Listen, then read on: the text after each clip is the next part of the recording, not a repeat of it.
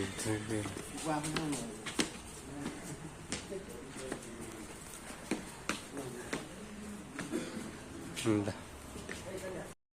भएको छ र त्यही उहाँहरूले दिएको कार्य आदेश अनुसार यो जग्गाको मूल्याङ्कन गरेर यो बजारमा बेचिरहेको प्रमाण पनि हामी देखाउँछौँ। अहिले पनि उसले त्यो बदमासी गरिरहेको छ। भोलि त्यो कहाँ लगेर यसलाई प्रमाणित गर्ने हो भन्ने कुरा त्यो रह्यो। त्यहाँ जग्गाको मूल्याङ्कन र यो हाम्रो त्यहाँ रहेको जुन शाखा छ जिल्ला अध्यक्षहरूले र यही तुलसी सहकारीका सम्पूर्ण पीडितहरूको गुनासो र यो माइनोट गरेको एउटा प्रमाण म पेश गर्छु। हामीले यो हुँयाको इस्यु अचानक गरिएको विषय होइन। लामो समय उहाँहरूसँग संवाद छलफल र ती कुराहरूलाई कार्यान्वयन नगरिसके पश्चात यो समितिप्रति हाम्रो रुष्टता भएको एउटा कुरा।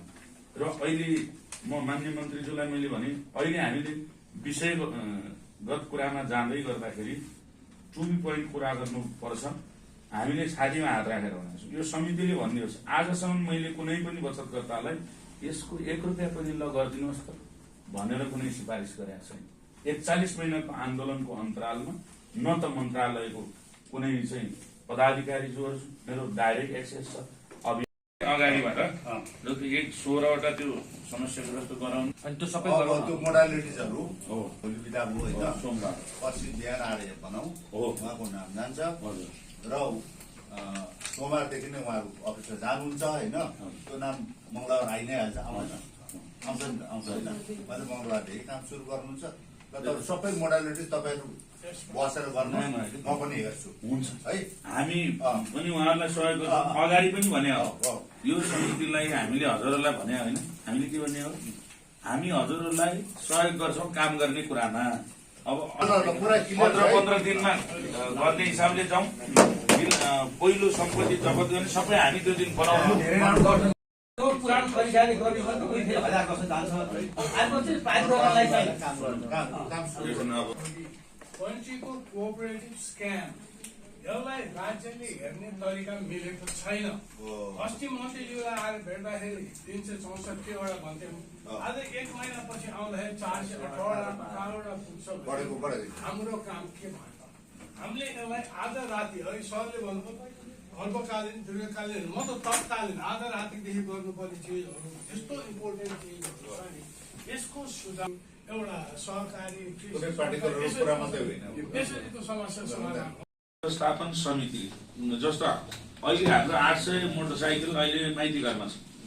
हामीले स्ट्यान्ड बाई राखेको छ किनभने हिजो अलिकति त्यस्तै कुरा आइसकेपछि हामीले आज बैठक भएन भने हामी ती स्थानमा चाहिँ घेराउ गर्छौँ भनेर अहिले लाइभै म देखाइदिन सक्छु। लाइभ गरेर उताको देखाइदिन्छु माइती घरमा हिजो इमिडिएट बेलुकाको आह्वानमा त 800 मोटरसाइकल त्यहाँ पुग्छ। हामीले तयारी चाहिँ 20 दिन 1 महिनाको गऱ्यौँ भने हामीले झड्कै दिने हो भने हामी धेरै गर्न सक्छौँ। तर हाम्रो चाहना झड्का दिने लड्ने त्यो नियत होइन हाम्रो। मान्छे आउँदैनन् भनेर त्यो 73,000 त निवेदनै छ, निवेदकै आए पनि 73,000 होइन। मैले समितिले भनिदियोस् न एउटा पनि नियत राखेर कुशलभ केसीको नेतृत्वमा एकजनाले पनि गलत नियत राख्यो भने भनिदियोस् न। त्यो कुरामा हामी गर्वका साथ भन्न सक्छौँ कि सिर्फ बचत फिर्ताका लागि लडेको, अरू कुनै नियत छैन अहिलेसम्म। एउटाले पनि भनिदियोस् त्यो कम्प्लेनको रूपमा पनि। त्यो कारणले गर्दाखेरि यहाँ बचतकर्ताहरूबाट बिचौलिया छन्। त्यो बचतकर्ताहरूलाई हामीले ठिक पारिरहेछौँ। कतिलाई त त्यही भित्रै पसेर मैले हात पनि हाल्नुपर्ने स्थिति भयो भने बिचौलिया बचतकर्ताको पनि हामीले अन्त्य हामीलाई भनिदियोस् कसैले बिचौलियाका काम गरेका छन् भनेर 41 महिनाको अन्तरालमा भनिदियोस् त कसैले मेरो नेतृत्वमा एकजनाले बिचौलियाको काम गर्यो भने। तर त्यहाँ के छ त्यही पनि बिचौलिया छन् भने मैले समितिलाई पनि भने हाम्रो बचतकर्ताले पनि कुनै गलत नियत राख्छ भने मलाई भनिदिनु म कारवाही गर्छु र मैले पनि गलत गर्छु भने तपाईँले मलाई कारवाही गर्नुपर्छ भनेर उहाँहरूलाई भनेकै छु मैले। भने आन्दोलनकारी हौँ हामी, जेएनजीको घाइते पनि हौ, लड्नुपर्ने हामीले, अधिकार पाउनुपर्ने हामीले हो। खुट्टा बाँधेर लडेका छौँ, घुँडा फुटेका छन्, गोली खाएका छन् हाम्रो पीडितले। खै अधिकारमा त अरू बसेका छ त। अनि अधिकार हामी अनि हामी धेरै मूल्याङ्कन पार्न सक्छौँ। हामीले के भने कममा गरौँ भन्ने हाम्रो सोचै छैन। हामीले जहिले पनि भएको प्रपर्टीलाई सही मूल्याङ्कन सकियासम्म मूल्याङ्कन पारौँ। हाम्रो प्रयास त त्यो छ नि, त्यो भएको बचतकर्ताले पैसा चाहिँ पाउने भयो। अब जस्तो तथ्याङ्क देखाउँदाखेरि 18 करोडको चाहिँ छ प्रपर्टी छ, 4 करोडको 4 अर्ब तिर्नुपर्ने छ, तर अनि 2 करोडको चाहिँ कुनै प्रपर्टी छ, त्यसलाई चाहिँ अब 30 लाखमा बेचिदिएपछि अनि फेरि त्यो कसरी आकलन मिल्यो त? मलाई यो दिनु पर्दैन, तपाईँ राम्रो काम गरेर त म आफै चाहिँ मागेर लैजान्छु नि, उहाँले भन्नुभयो मलाई कुनै ठाउँमा, होइन? त्यो कुरा आयो।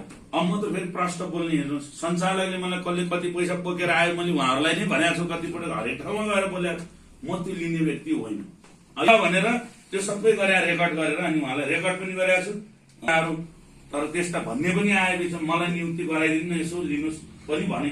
त्यतातिर ध्यान भएको भए त सञ्चालकले नै कहिले युकेमा म तपाईँलाई चाहिँ घर दिन्छु भन्ने छन्, कोही दुबईमा तपाईँलाई चाहिँ 10% बिजनेस पार्टनर दिन्छु भन्ने छन्। साथीहरू त्यहाँ आउनु भएको छ, 16वटालाई समस्याग्रस्तमा मन्त्रालयमा अड्काइयो भन्ने कुरा छ।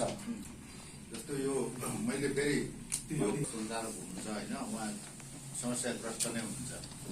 उहाँले आएर के भन्नु भने अब म यति प्रोपर्टी छ, त्यो 8 अरब कि 9 अरबको प्रोपर्टी छ र मेरो दायित्व चाहिँ अहिले दिनुपर्ने दायित्व चाहिँ 6 अरब जति छ। 6 अरब भन्दा बढी त मेरो मार्केटमै छ। मेरो प्रोपर्टी सबै गरेर मैले अहिले कति 9 अरब भने कति भन्छ, मेरो प्रोपर्टी 8 होइन, त्योभन्दा बढी नै छ, मलाई सबै दिनु पुग्छ। तर अब अहिले उहाँहरू सबै आउनु अहिले चाहिँ म सक्दिनँ, फेरि नसक्ने हुनाले मलाई 1 महिना दिनुभयो भने म सबै सेटल गरिदिन्छु। यो के अरे यो समितिले केही गर्नै पर्दैन भन्नु। हाम्रो कानुनमा चाहिँ के रहेछ, मैले त्यो पछाडि हेरेको, समस्याग्रस्तमा आइसकेपछि समस्याग्रस्तले फिर्ता गर्ने अवस्था चाहिँ रहन्छ फेरि। त्यसैले समस्याग्रस्तमा आउनु भनेको अन्तिम अवस्था हो, घाट हो।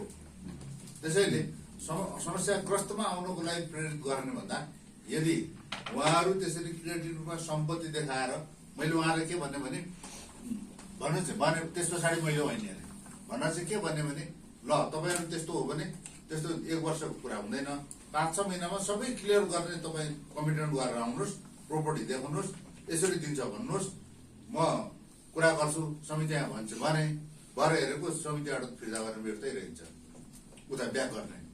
अब यस्तो समस्या म मान्यतालाई यसैमा अलिक अलग व्यक्ति हुँ। म धेरै भेटघाट पनि मलाई रुचाउँदैन, किनभने माया पगिन्छ, फेरि अर्कै होला।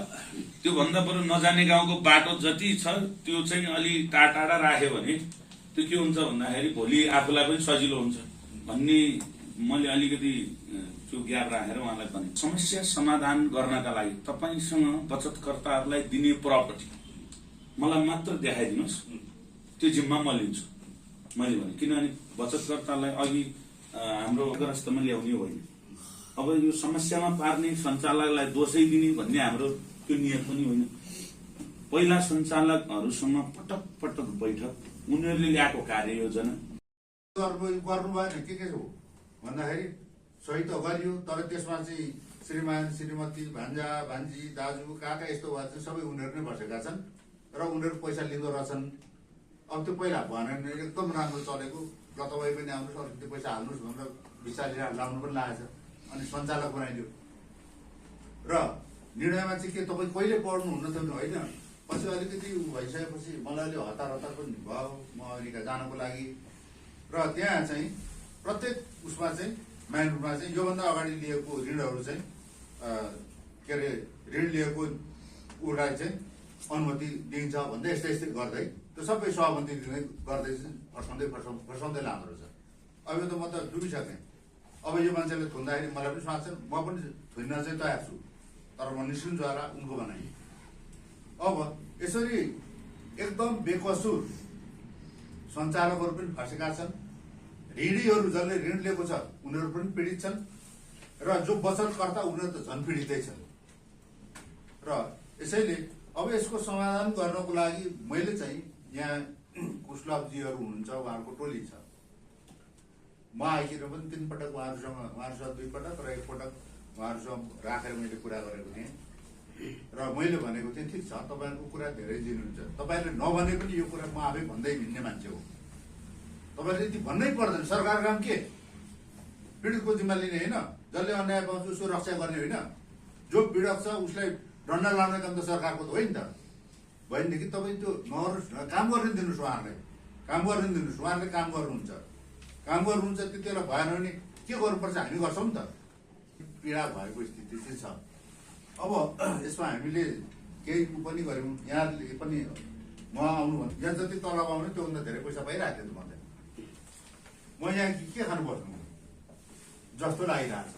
त्यसैले गर्दाखेरि अब काम गर्न सकिँदैन नि, म नबस्न पनि सक्छु। हेर्नुहोस्, यसमा मलाई ठुलो लोभ लागेको केही पनि छैन। मैले 2-3 दिनदेखि भनिसकेको छ,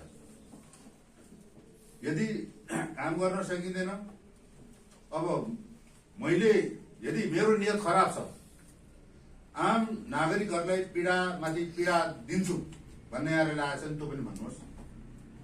होइन भने मैले सम्भव भएसम्म पीडकहरूलाई जो फटा छन् त्यस्ता मान्छेहरूलाई तलाउनको लागि नै मैले काम गर्ने हो। भनौँ न, आफ्नो ठेगाना नाम गोप्य राखेर पीडा दिइरहेको छन् ती मान्छेहरू करिब प्रहरीको अथवा सरकारको नोटिसमा छ त लाग्छ। र ती मान्छेहरूलाई समातेर पोको पार्न सकियो भने सम्भवतः यो हल पनि हुन्छ। तर त्यो मन्त्रालयले गर्ने होइन, त्यो काम यो समितिले गर्ने हो, किनभने सबै अधिकार समितिले दिएको छ। पीडितले